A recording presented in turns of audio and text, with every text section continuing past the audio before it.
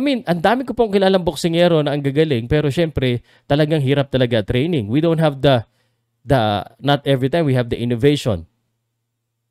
But, dyan po natin makikita ang tunay na commitment ng isang boksingero.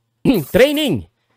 Again, training is very important. Ang training po, hindi lang po trainer ang may kakayanan na i-improve ito.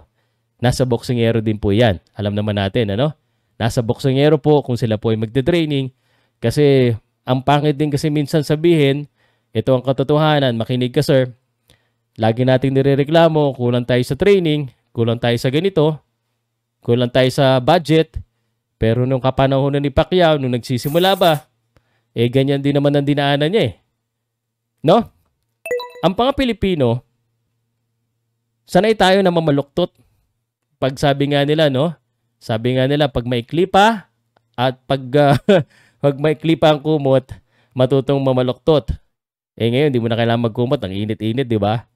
So, gano'n naman talaga eh. I mean, ang dami ko pong kilalang boksingero na ang gagaling, pero syempre, talagang hirap talaga training. We don't have not every time we have the innovation.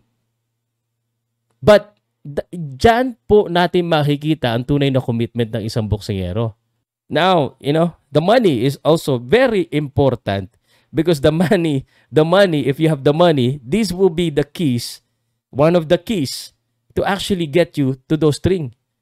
Mas mapapadali ang training pag may pera ka. Alam mo, ikukwento ko sa inyo and siguro kung may boxers na nakikinig dito, dahil walang pera yung boxer, kasi kailangan niya ng pera, nagte-training siya, nagtatrabaho siya.